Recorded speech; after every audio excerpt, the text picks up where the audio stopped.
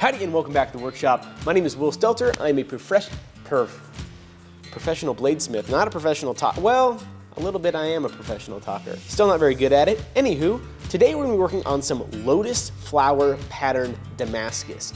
As far as I know, nothing like this has ever been done before, at least not in the way that we're doing it. If you caught the last episode, you may know that I messed up a bunch of steel. Kind of a bummer, but I've gotten started redoing the steel, and we're gonna be picking up from where I left off last week.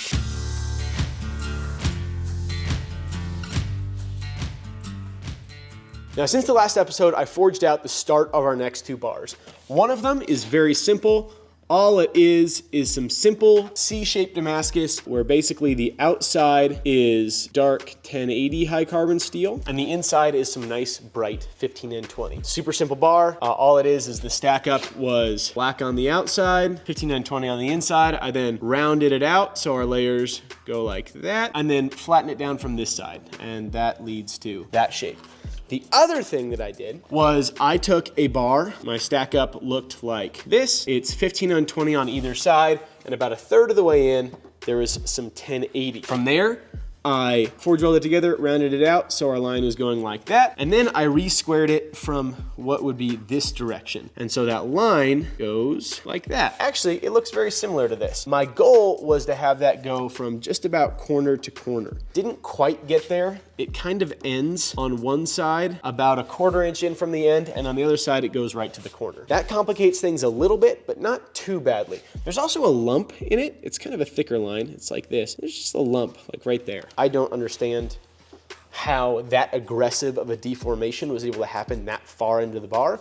But by the time we get this thing compressed down to the final thickness, it's not actually gonna matter all that much. So what we're left with is basically this. We've got our C-shaped bar and we've got the start of our other bar. Now, in order to get this element to be ready to weld onto this element, I need to add on 15920. That's right, more 15920. But not just that. I also need to add a piece of 1080 onto the outsides here. I want that line of 1080 to meet up with the end of the line of the 1080 here, and then come through the middle of this bar, and then end down here. That will give us the shadow effect that will let the petals stand out from one another. If we don't have that on there, everything's gonna blend together and it's not gonna look as good. But for now, what we're gonna do is start by forging out our other blocks of 15920. The first step to getting this going is we're gonna fire up the forge, and then we're gonna take this big old stack of 15920 into the grinding room and take a coarse Scotch-Brite belt to get this little bit of surface rust off there. I don't know that it would prevent forge welding, but I'd rather be a little safe than sorry and not wreck a bunch of steel again.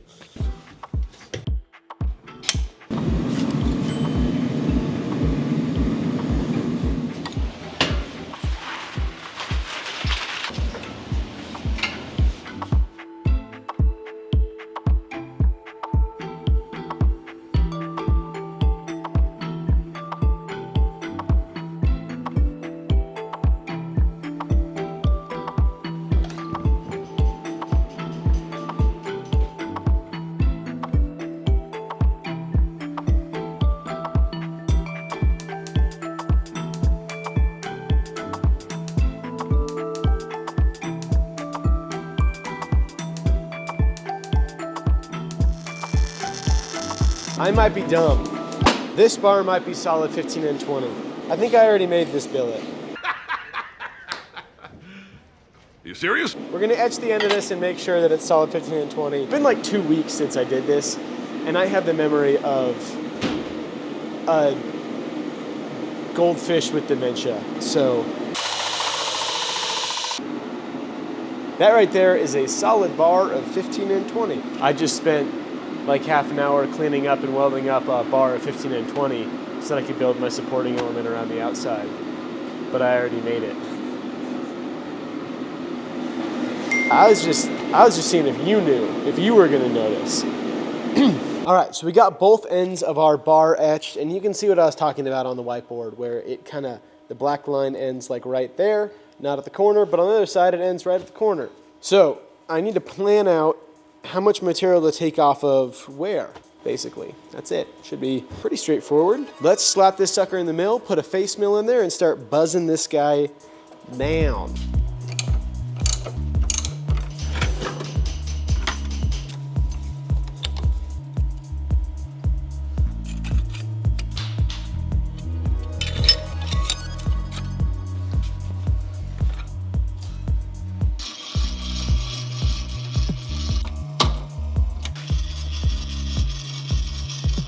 Okay, so I've got it lined up so that it should cut pretty evenly across the top. We're gonna go down about 300 thousandths of an inch. I'm gonna do passes of 100 thou at a time, and then we'll see where we're at.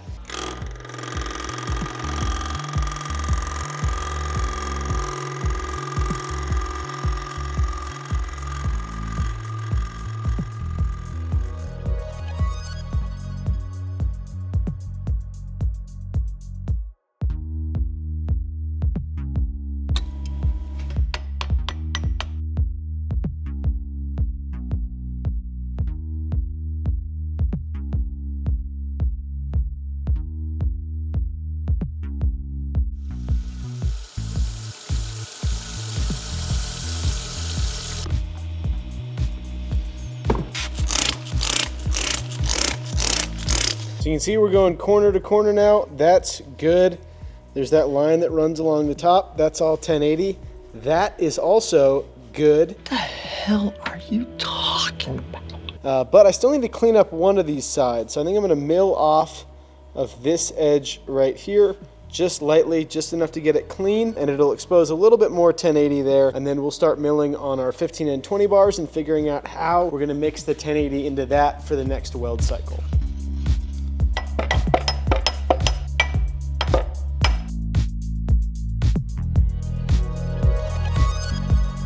Well, while Will's out there making a mess, I'm going to tell you fine folks about what we have going on this week on the website.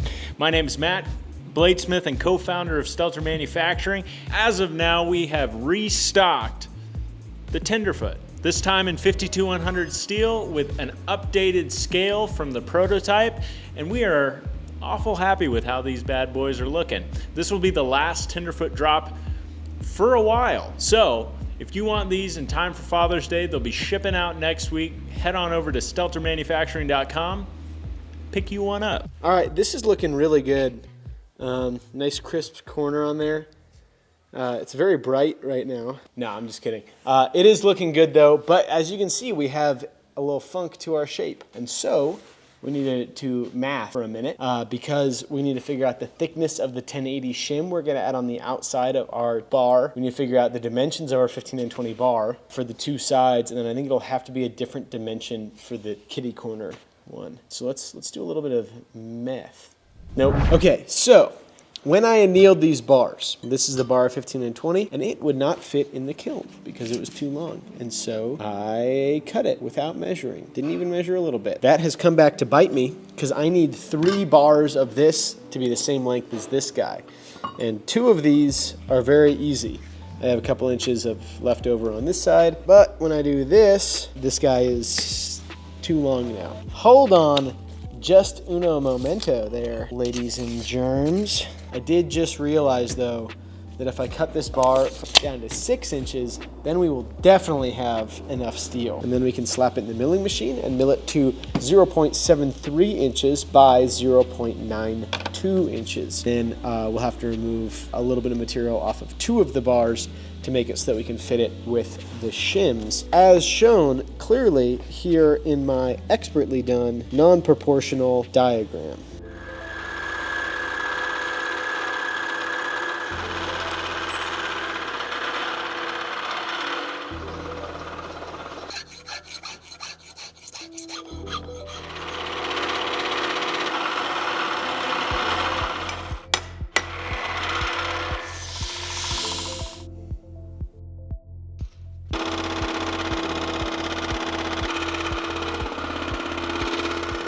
So up until this point, I've been doing the milling a little bit of a lazy way, which is by having the quill of the milling machine farther down. But this is fairly heavy milling, not actually super heavy milling, but for a machine like this, it's, you know, noticeable. And the quill started to move up even though I had it locked down from that heavy cut. So now I've got the quill at the top of its stroke so it can't move up anymore. It'll just make it a lot more rigid of a cut and the machine will like it more.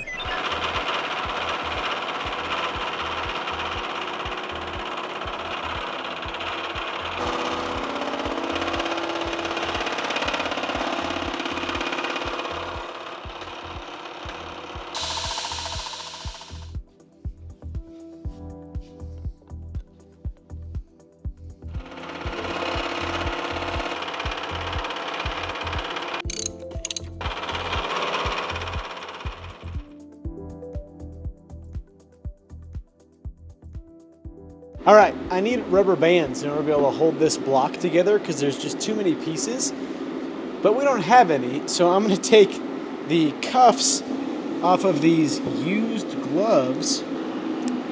Maybe, look at that. I've got my pieces marked out here.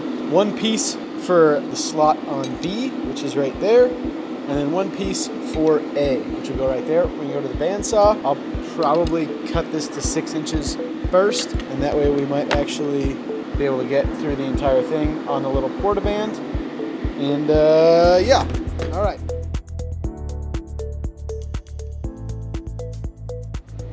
All right, now that we know that they're gonna fit, I'm gonna quickly clean up the edge of the belt grinder just to make sure that it's a nice sharp edge meeting up here. And then we'll forge weld it together, and hopefully it doesn't look absolutely terrible. So what I'm gonna do is start off with a dot of MIG bead right in the center to help hold things together.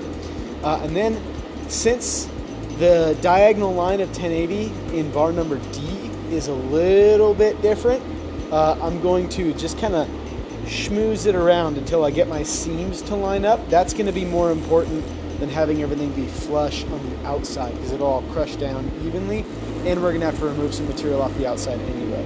It'll just take a little finagling to get it exactly where it needs to be, but then we will be able to TIG weld all of the seams on everything and get it forge welded. All right.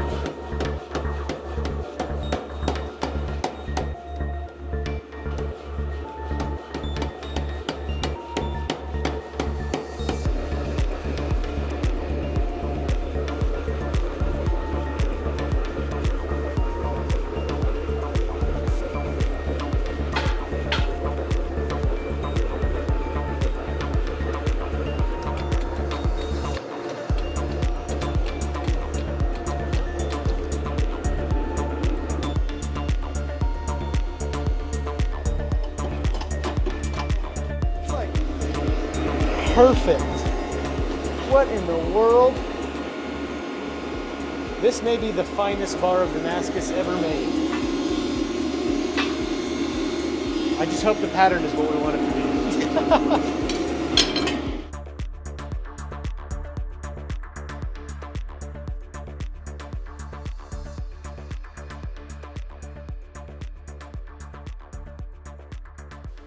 Wow, it made that so much worse. How is that possible? Just a little wiggly. How is that KS possible, dude? Well, unfortunately, that is all that we have time for today. In the next episode, we'll get this thing welded up, welded together. I think that it'll be okay. And if it's not, then I'll quit knife making and move back to Washington. I'm really surprised that it got more wave in the line in the corner than it had before. It doesn't fully compute with me why. There wasn't a ridge there that should have pushed it down. I don't fully understand. From back here, it looks okay, but I'm like 10 feet away from it. But if it looks good from 10 feet away right now, that means by the time it's compressed down into a tiny little round, it should look okay. We'll see how it goes. Either way, if you like this type of thing and you want to see how this project turns out, go ahead and hit that subscribe button. And if you're feeling particularly generous, you can subscribe as well. It sure does help us out, and if you guys want to help support the channel, there's some cool items up on the website right now. There's leather patch hats, bottle openers, ashtrays, all sorts of neat stuff that you can't find anywhere else. unless you know a blacksmith. So we're going to wrap it up there. Thank you so much to our patrons for patronizing us. I saw a comment on the last video of someone saying, "Oh, I thought he was joking until he said patronizing rather than patronizing." It's a joke. What are you, European? Ridiculous. Either way, thank you so much to our patrons for patronizing us, and I'll see you guys on the next one. Goodbye.